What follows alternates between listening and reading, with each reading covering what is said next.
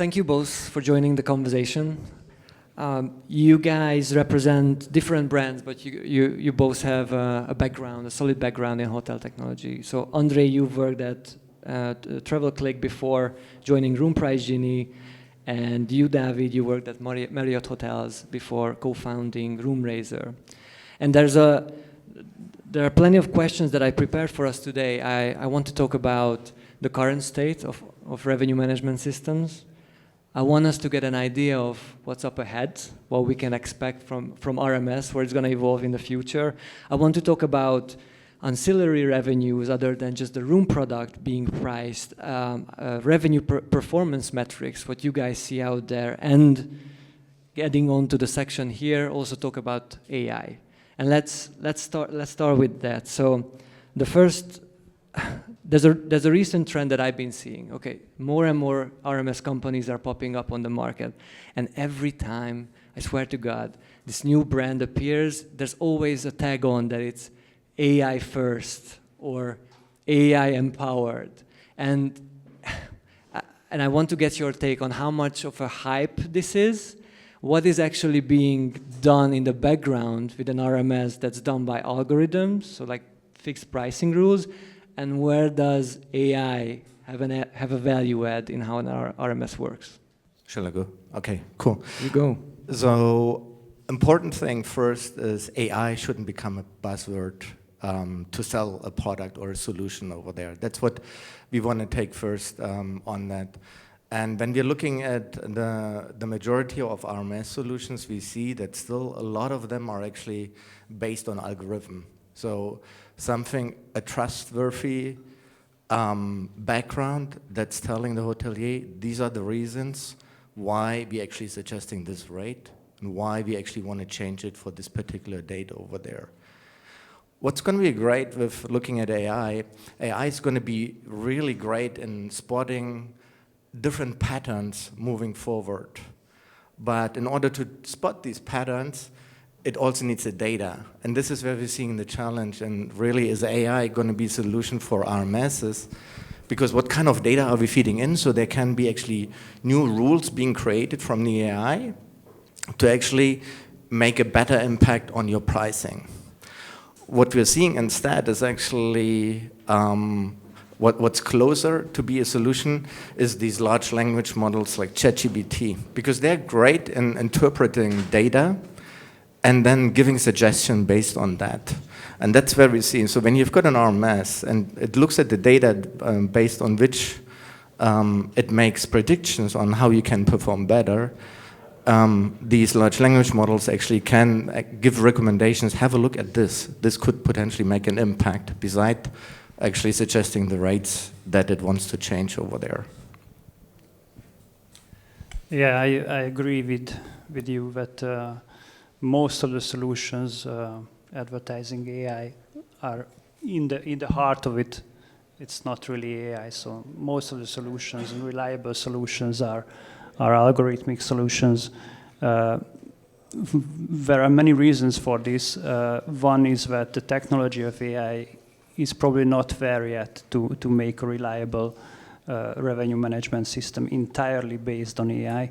And there's another thing which is important, in my opinion, is that AI has a black box nature with it. So whenever you trust an AI solution or a model to do something for you, you don't exactly know what's behind that. So you don't know how the result is coming together.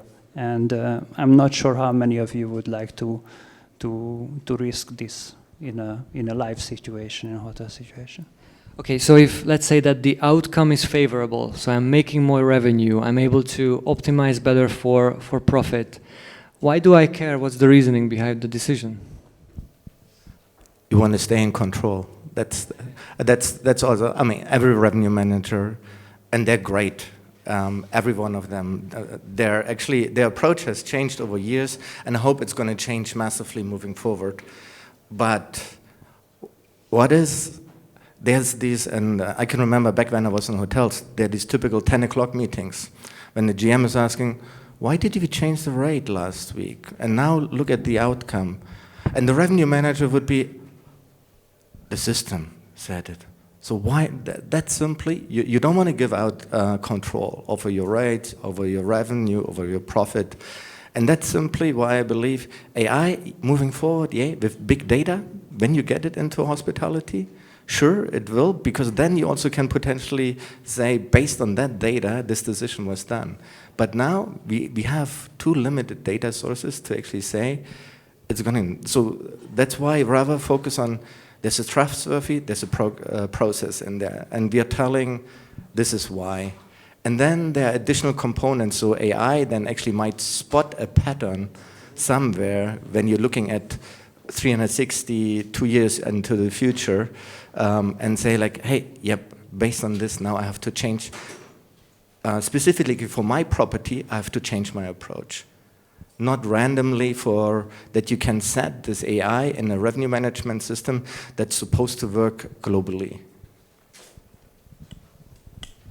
Okay, so my next question is, what's the current state? So there's a lot of talk about AGI, artificial general intelligence, and it's described as this digital being that is able to do most of the intellectual jobs better than a human can. And talking to ChatGPT, I mean, it's outperforming me on most of the areas. So if we take RMS today, what it can do, does it outperform all humans? Well, I would actually contradict you with ChatGPT. So I don't think it's clever as you, and it's not. I'm not trying to flatten you, but I believe that the ChatGPT is not a clever thing. It's a bit of a trick that ChatGPT and all the other large language models know how to communicate, know what the next word will be, but they are not really thinking, I believe. So they have access to lots of data, so they've been trained on millions and millions of books, so they are great in communicating, but somebody mentioned in an earlier talk here that they are hallucinating a lot. That's true. Just today, ChatGPT told me that an office is open until 2, and it's not 2, it was just 1, so we can't really rely on that yet, and it's not a thinking entity at the moment. When you say it's not a thinking entity, you mean it's not creative, it's more analytical. That's its strong suit. Yes, something like that, yeah. So a complex management situation of a hotel, or just revenue management, but the whole management of a hotel, I don't think anybody would trust ChatGPT or any other model at the moment. Do you see a future where this is going to change? I can imagine that future, I believe. But I'm not an expert in this field, but I believe that it's not going to happen tomorrow. So it will take a bit of time. It's changing fast. The landscape is changing very fast, and we need to use AI as much as we can for the most reliable processes that we can. But the artificial general intelligence is not going to happen next week, I believe. Let's do an experiment then, shall we? Okay. So it's 2030. Okay, 5 years ahead. You guys are revenue managers. Okay. Let's assume that an independent hotel has hired you. You're doing full-time revenue management for that hotel. Given that it's 5 years ahead, what would your day look like as a revenue manager? And what skills would you need to be able to do that job? And we can even take a step backwards and just debate: are there going to be revenue managers still around in 5 years' time?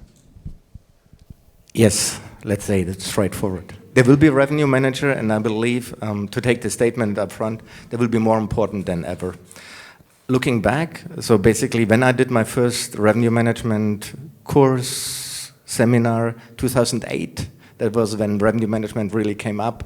Over there it was already said, like, revenue managers, they're going to be next to the GM moving forward. They're going to be so crucial, so important for the success of a company. It's really critical to look after them. What happened, it actually didn't happen because first, one of the challenges needed to be solved, that was distribution. So when we're talking about revenue management in 2010 and the years after, it was pretty much looking after distribution only. Then I was part of the revenue board of HSMI in 2017, and they looked at what they were looking at revenue management in 2010 and how it potentially looked in 2015. The result in 2017 was like, it hasn't changed that much. 2017, only 12% of properties globally had a revenue management system. Nowadays, it's like 26% of all hotels have a revenue management system. Where is it heading towards to? It's gonna go in from making decisions on room revenue only and taking into consideration the total commercial aspect. Because what are revenue managers great in? They look at data instead of at emotions. They can understand and interpret data to actually make commercial decisions that can make an impact to the company. For example, why do we do this promotion? We in sales, we emotional because I want it. In most cases, it's something, I need something to talk about. It's not I need it. The revenue manager will actually take the full picture and will get insights from F&B, from marketing, and they will actually support decisions, what's the next activity to be done, when we let them do. So they need access to the data of the hotel fully, and that's where I think this skill set is being needed. And then there will be also other solutions helping them actually creating that data set, which they can interpret. What's going to be their biggest challenge? Using this interpreted data to actually get people to follow them internally, because that's not a bad thing.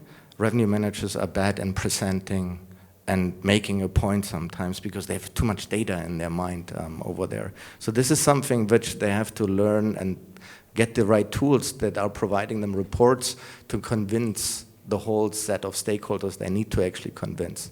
And then they also need to actually have the capability to work with teams internally, because revenue management and all the commercial part, it's a people business, and you need to engage the team over there as well. So that's where I believe moving forward 5 years from now, revenue management, yeah, it will be an all commercial aspect. While now when you look at commercial, there are a lot of salespeople, so people like me, very emotional. I want to do this now because I feel it's the right thing. What data is proving that? Oh, I didn't think about that. That's how we are sometimes. This is a personality thing where we actually can make best use out of the skills from revenue management, because they're not going to do something just because they believe it's the right thing. They can prove it's the right thing to do. I want to get you in on this. Just a quick rebuttal here. So, emotions drive decisions. That's a basic fact. That's the driver for making decisions. So what I heard out from your explanation was soft skills. We need to work on soft skills, the human skills, which is called soft, but it's not soft in that sense. And you mentioned this pickup in RMS adoption. It was the period that you mentioned was prior to the AI burst, the release of ChatGPT to the world. Do you expect this trend to increase going forward? Absolutely. That's a key, because when we're looking at what's in hospitality, what potentially is across the globe the biggest challenge that we have, it's staffing. And while adopting to technology means all these repetitive tasks going to be given away to technology, and that includes updating rates.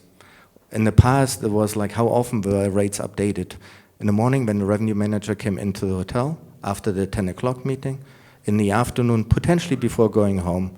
Nowadays, it's done on an hourly basis, based on what's happening, where's pickup happening over there.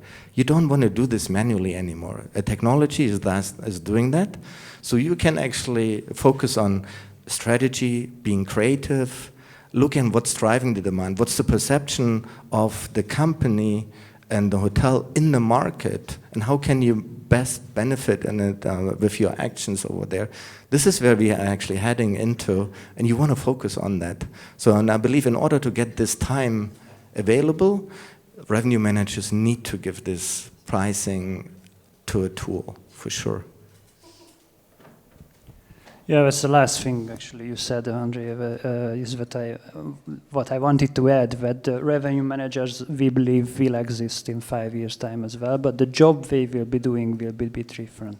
So it's like with an example. So instead of fighting on like a soldier in the war, they will be the general who will make the strategy. So they will be pushing the tools, revenue management systems, or any other maybe AI-based tool, but they will have a more complex view of the processes. So they will not be doing the calculations themselves. They will be using more and more tools. So revenue managers will need to change a bit accordingly, I believe, but it's not an impossible task. So yeah.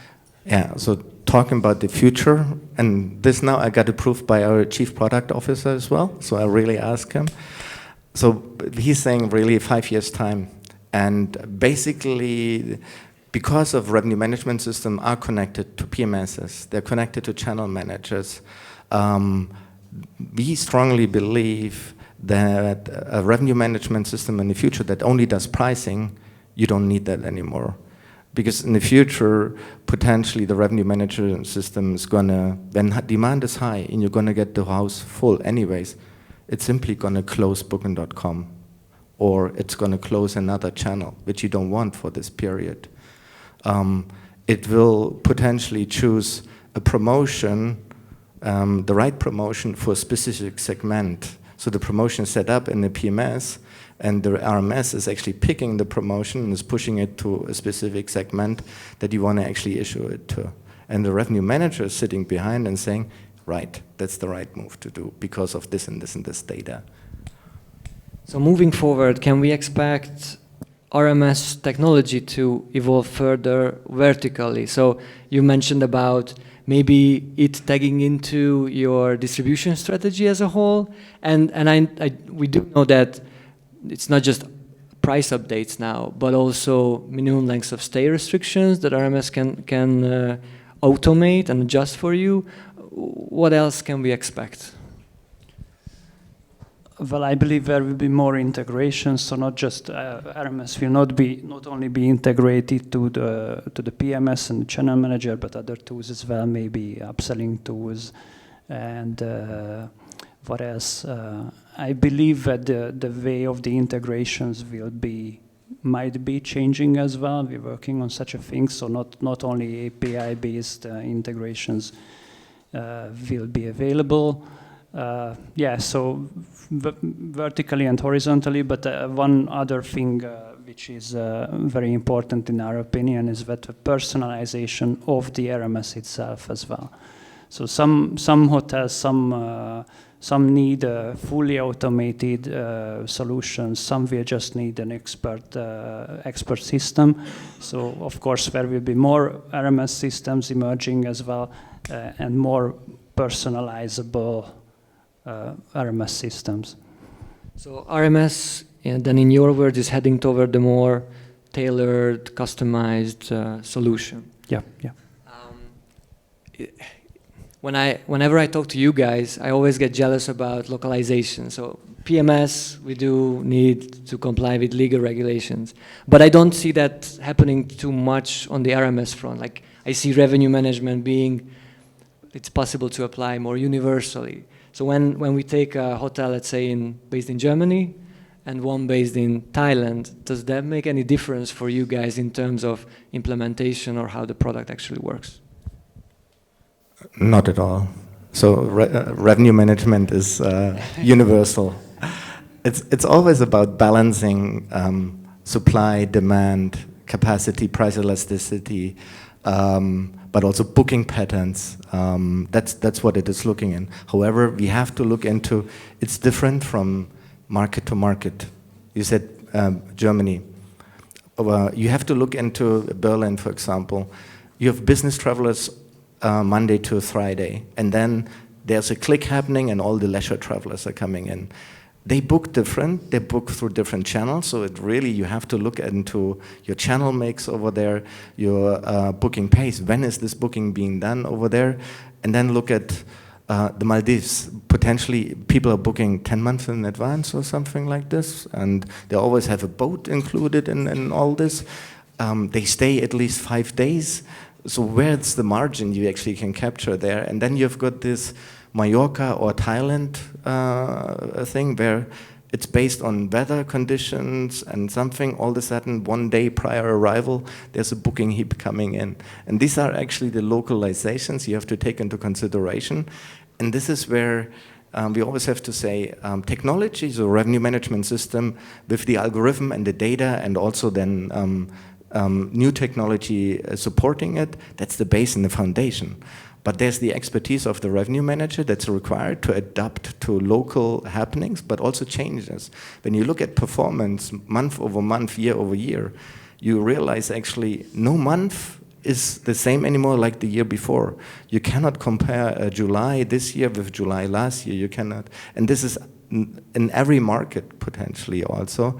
This is where the expertise of the revenue manager is required to really also look into what's driving my bookings right now and adopt the strategy based on that. But for the system on its own, it's really booking pattern, occupancy, demand, my own, that's what it looks into. Yeah, as for your original question, I agree. So the localization is not a problem for an RMS like this. So I knew your answer will be the same. So I wanted to extend the question and maybe go further just a bit. But I think what we have to know as RMS providers is some kind of local knowledge about our clients. So like you, the hotels, how your thinking is, how the educational level of hotels in a certain area is, because that's job of ours. Sometimes, a lot of the times, to be educative and make hotels understand really how an RMS is working. So that much I can say about localization. But your original question, yeah. So. I'm still jealous. Yes. It's a valid point. So basically, when we are in Europe, and the beginning point of revenue management is actually dynamic pricing.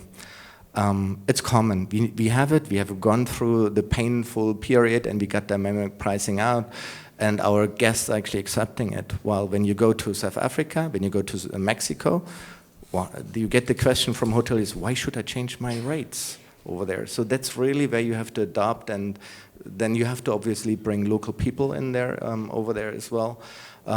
So you can help and educate them in the next steps to go over there. So revenue management can be universally applied. The location of the hotel does have an effect. There are local patterns or characteristics that you need to factor in. How about seasonality? Does it matter if a hotel is open all year round or just during the high season? Well, all these parameters are really important, of course. Yeah. So we have to set up the RMS accordingly. Totally different for a seasonal hotel and all year round. Totally different for a ski resort and a business city hotel. Yeah. So I think we think the parameterization. So that going back to the personalization of the RMS is really, really important. So back to the tailor-made solutions. And is this something that I would pre-configure with you in the RMS, that which months I'm actually open? Or is it something that the system can just pick up on based on the data that's being fed from the PMS? 50-50, I would say. Yeah. So it's not a wholly automated and perfect solution to make all these parameters perfect from the get-go.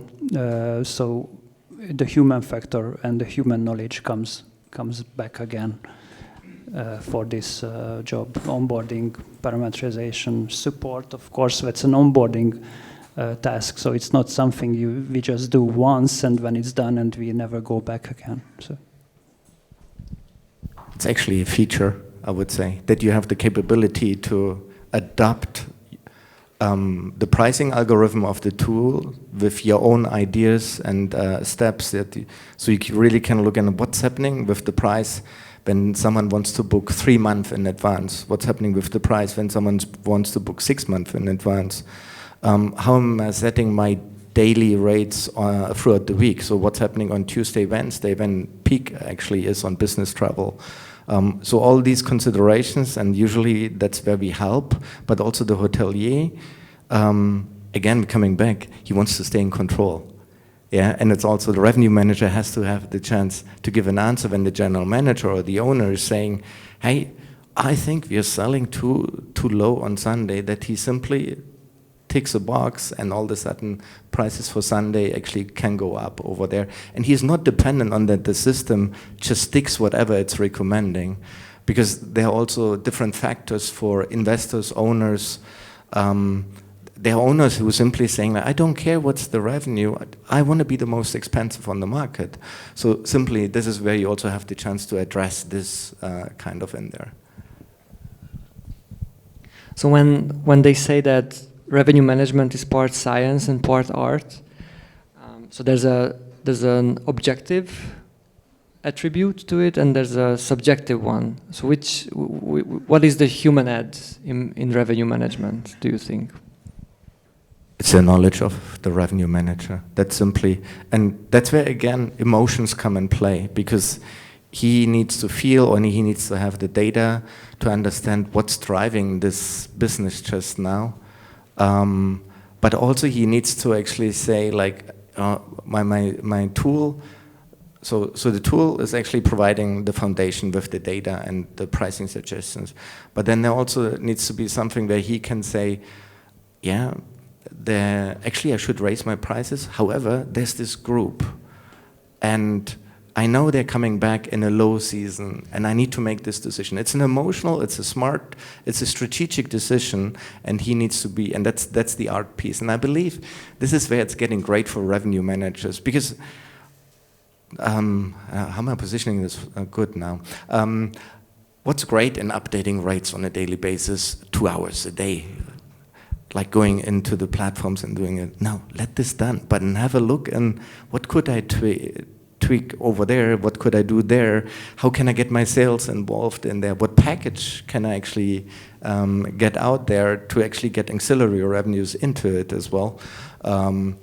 This is, I think, where we're also providing a great work environment for someone who's creative and who has made the decision to become a revenue manager, to give him the environment where he can be creative, where he can work with the right tools and then everything, and maximize revenue. Yeah, I agree. I just wanted to add that based on this, as you said, what we call intuition is sometimes not a supernatural phenomenon, but a logical thinking. But it's just, the thinking is too complex and too complicated and maybe too fast to describe or totally unfold. But the example André said is perfect. That a good revenue manager has the experience of years and years, has the knowledge and yeah, that's going back to the first question. Maybe that's one of the reasons why we don't think that revenue managers will be replaced very soon. I'm not sure if you're happy to hear this, but yeah. No, they shouldn't go. Really, they shouldn't. André, you mentioned ancillary revenue. So, okay, we talked about room prices being updated. What about the additional services? So, can we expect breakfast or parking being managed dynamically? Because I have seen brands who have attempted this, taking up, I don't know, high occupancy weekends and then potentially charge a higher fee for breakfast, and then you have lower occupancy during weekdays, and then let's bring down the price of parking. Could that be a future? Absolutely. I love that topic because I used to work for an upselling company in the past as well, so it really is, and it's unbelievable how much revenue is behind it. We're talking really, this can be like 5 digits growth on revenue in a month when you do it right over there. And that really includes all, that's F&B, that's spa, parking. Yeah, absolutely. It's great to What's keeping us away from doing it? I think it's we are not tracking it, the revenues in there. That's simply, we don't know how much F&B. Yes, we potentially have a report, but we're not looking at it. Marriott is calling it prime room revenue, I think. So the room upsells over there. That's if you track it, you can actually feel how much extra revenue you can do over there.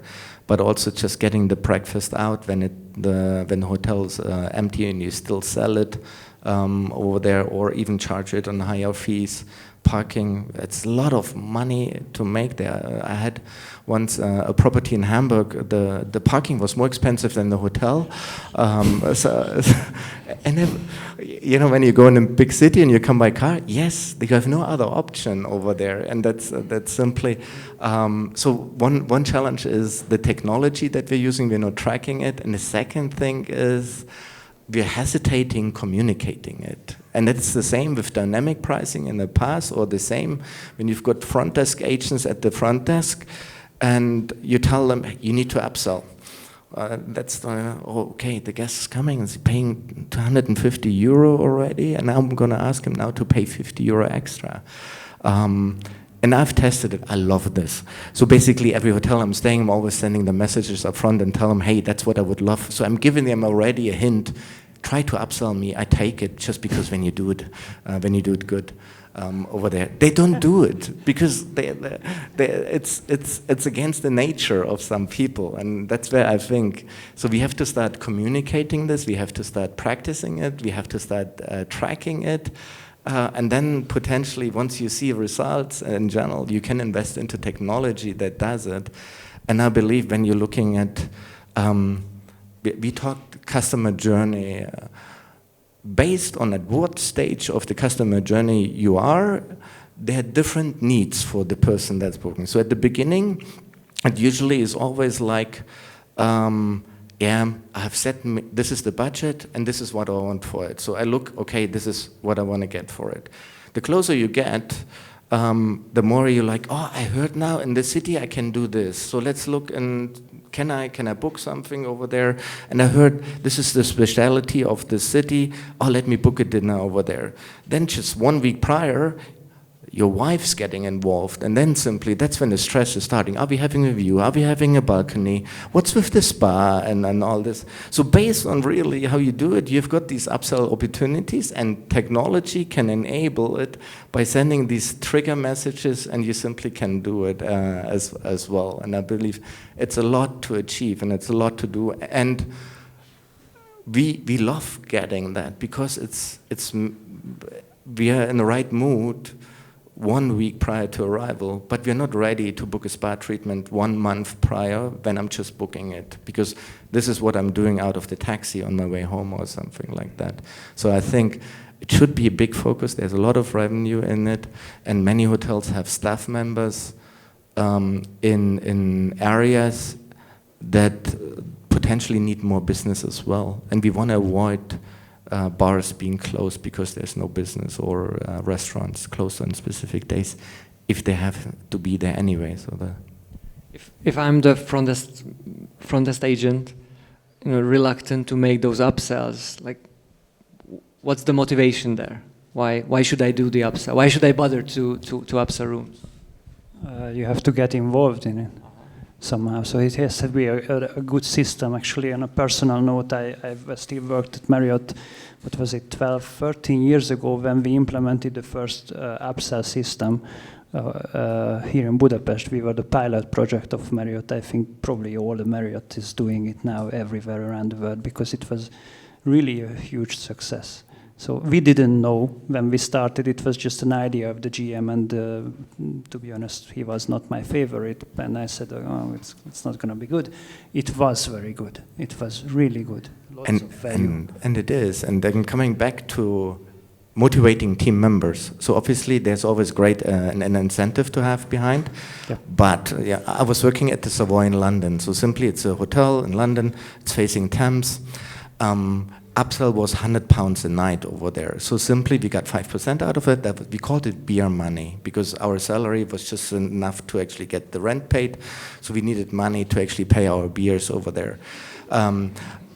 It was literally, you know, every day it was like we could see people coming through the door, and every one of us was so keen on these apps, and that's my victim. So it was really, we were fighting because we could see already from the point, because we had to do it on a daily basis, and it became fun. And it's something, you know, with personalities nowadays.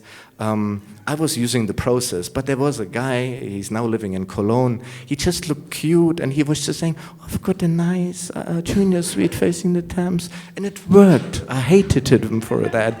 He didn't do anything. He just was looking so online. It's working. And at the end, coming back to the customer journey, it's making guests happy because you're addressing something potentially that's giving him a good feeling, a good experience, something he didn't think of. Sometimes you don't really read what's available in hotels or what you can do, and addressing that by just asking some basic questions, it's good for the guest, it's good for the company, and for the person behind it, it's kind of a motivation also to go to work every day again. And it triggers them. People realize, am I a salesperson, or do I hate to ask this question? Simply, so what's my way moving forward?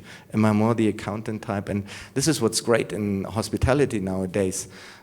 You can do so many different things once you've started in this business, and companies are generally very, very open to take people from hospitality because they know what service is and so on. And that's where I'm seeing it as well. So for me, we had fun. It motivated me, and I kind of got into the sales could be a potential thing that I like. Yeah, but one of the key what you said is that you don't always have to try everything to everyone. So you have to think, and you have to know the guests as well, and realize who's the potential client who's interested and who will be happy. So if you just keep pushing everyone, I had colleagues doing this, pushing everyone. Mm-hmm. And we just had to stop it because it was counterproductive. So you need to be mindful about who, like the target audience, and really tailor it to them. I can very much relate with the base salary and you like waiting for the envelope at the end of the month. Attila, we've been there. Yeah. I have one more question, and then I thought we could do a live round, and you can ask your questions to the guys. Revenue management metrics. So we do know about RevPAR, which is combining occupancy and ADR. It was revolutionary at the time, but I'm missing some aspects. More focus on maximizing profitability of a hotel. You guys are in on revenue management big time. What performance metrics are you seeing popping up that could be, you know, more powerful, more insightful than the traditional ones?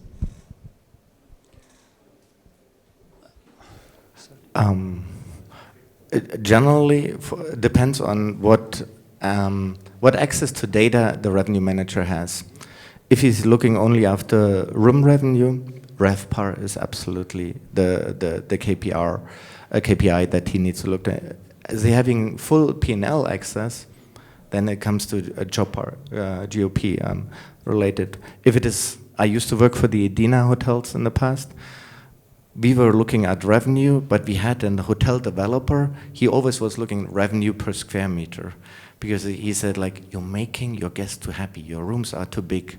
So from an investor perspective, it's also they invest into the property, into the land, and they have to obviously pay a specific money for it. They want to know how much revenue they can get. So they really were into revenue per square meter over there. Also, he wanted to get rid of the meeting rooms. He said they don't make sense over there. So that's really so the purpose is actually driving the KPI. But as long as you're only doing rooms revenue, then RevPAR is absolutely makes sense. Thanks so much, guys, for the insightful Thank you. conversation. Thank you very much.